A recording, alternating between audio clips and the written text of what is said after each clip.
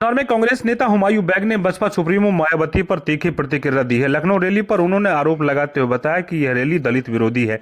बता दें कि कांग्रेस नेता हुमायूं बैग ने बसपा सुप्रीमो मायावती की लखनऊ रैली पर प्रतिक्रिया देते हुए कहा कि यह रैली पूरी तरह से दलित विरोधी एजेंडे पर आधारित थी।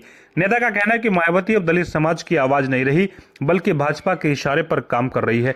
कांग्रेस नेता ने आरोप लगाया कि मायावती की रैली में गरीबों, मजदूरों और किसानों की समस्याओं का कोई जिक्र हुआ ही नहीं है। उन्होंने कहा कि बसपा की राजनीति अब सत्ता की डील तक सीमित रह गई है, जनता के मुद्दों से उन्हें कोई लेना देना नहीं है।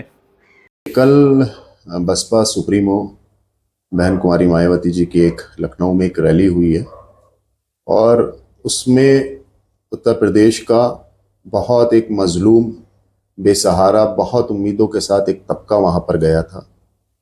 लेकिन जिस तरह से वो रैली में जो उन्होंने बातें रखी, पूर्व की प्रदेश सरकारों को जिस तरह से उन्होंने बोला और मौजूदा सरकार को जिस तरह से उन्होंने तारीफों के पुल बांधे, उससे वो पूरी तरह दिखाई दिया कि रैली बसपा की ना होकर मौजूदा सरकार की तरफ से पर्दे के पीछे से कराई गई एक रैली थी। या तो उसके पीछे कोई डर हो सकता है या क्या कारण हो सकता है, इसको तो खुद स्वयं मायावती जी समझती होंगी अच्छे से। मैं उन चीज़ों में जाना नहीं चाहता। लेकिन लोगों को बहुत निराशा हाथ लगी और निराशा इस कदर की हाथ लगी कि कुछ हमारे जो मिलने वाले, चूंकि हम सक्रिय राजनीति करते हैं अपने शहर में, अपने ज़िले में, तो जो उनके समर्थक हैं, जो उनके कुछ पदाधिकारी भी हैं, जब उनसे चर्चा हुई तो वो भी इस बात से सहमत नहीं थे कि हम किस उम्मीद से वहाँ पर गए थे। लेकिन जो उन्हें हाथ लगा वो इतनी बड़ी निराशा हाथ लगी कि जो शायद वो उन्होंने कल्पना भी नहीं की थी। क्या आप मानते हैं उत्तर प्रदेश की राजनीति में बदलाव का संकेत है? देखिए, बदलाव का तो पूरी तरह संकेत है। जिस तरह से देखा जा रहा है कि गरीब और मजलूम, खासतौर से जो दलित समाज है और अल्पसंख्यक समाज में जो मुस्लिम समाज है, जिस तरह से आए दिन पूरे प्रदेश में आप देखिए खबरें आती रहती हैं। बल्कि मैं इस पे कोट करना चाहूँगा मायावती जी को भी कि अच्छा लगता समाज सुनने गया था दलित समाज, कि वाल्मीकि समाज के एक बच्चे के साथ, एक आदमी के साथ रायबरेली में जिस तरह से घटना हुई, एक हफ्ते पहले की ये घटना थी। और लगभग एक हफ्ते 5-7 दिन पहले की हमारे देश के सीजेआई के खिलाफ जिस तरह से जूता फेंका गया, वो भी एक दलित समाज से आते हैं, तो शायद बहन जी उसको ऊपर बहुत कुछ बोलती। लेकिन पूरी तरह निराशा हाथ लगी समाज को कि उसके ऊपर कुछ नहीं बोला गया।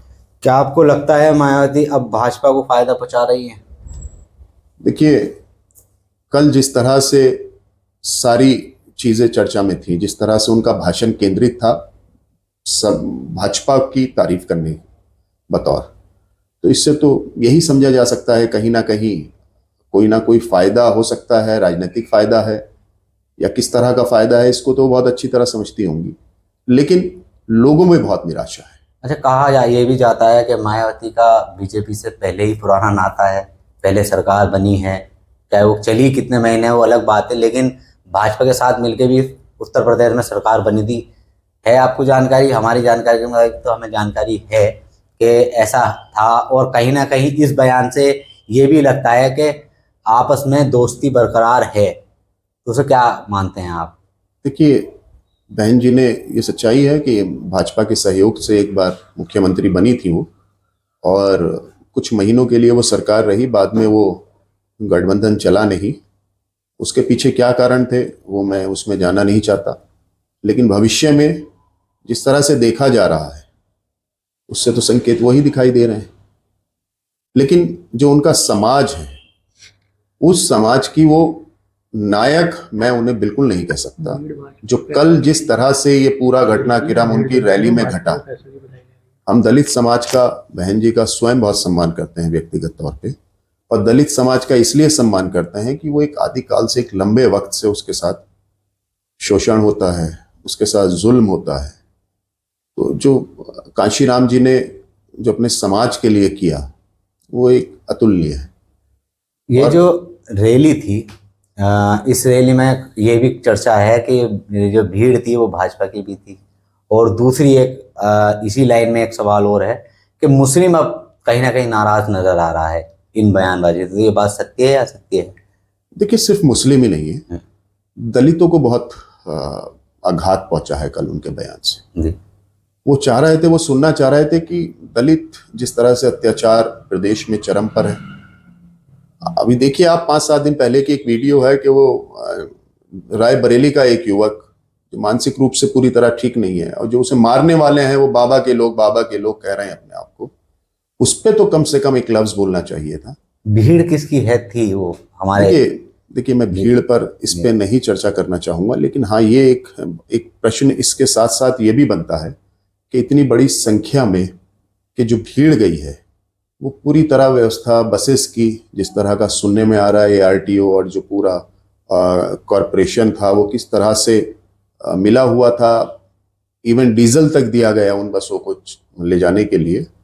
तो इस पे तो ज़रूर एक बात होनी चाहिए कि वो बसेस कैसे अरेंज हो गई। मुझे ध्यान है बहुत अच्छी तरह 2020 के करीब जब कोरोना पूरे देश में छाया हुआ था, तो हमारी पार्टी के जो सीनियर लीडर थे उन लोगों ने जब प्रियंका जी की तरफ से आदेश हुआ, जब लोग माइग्रेट कर रहे थे दिल्ली से, मजदूर तबका जो अपने अपने राज्यों में जाना चाह रहे थे, उनके लिए हाथों हाथ रातों रात हमने व्यवस्था की 1000 बसेस की, जो कि हमारे पार्टी के अपनी तरफ से कार्यकर्ताओं की तरफ से वो बसेस थी, लेकिन उन्हें फिटनेस के आधार पर, उनके नंबर के आधार पर उस वक्त में जो सरकार थी, मौजूदा जो सरकार थी उस वक्त में वही सरकार थी, उसने इस तरह से अड़चन पैदा की कि जो बेचारे गरीब तबके के लोग थे वो जाना चाह रहे थे उस बस से अपने घर। हम सोचते थे कि उनकी मदद हो जाती, लेकिन वो पूरी रात हम लोग इधर से उधर भटकते रहे, लोगों से परमिशन लेते रहे, बताते रहे कि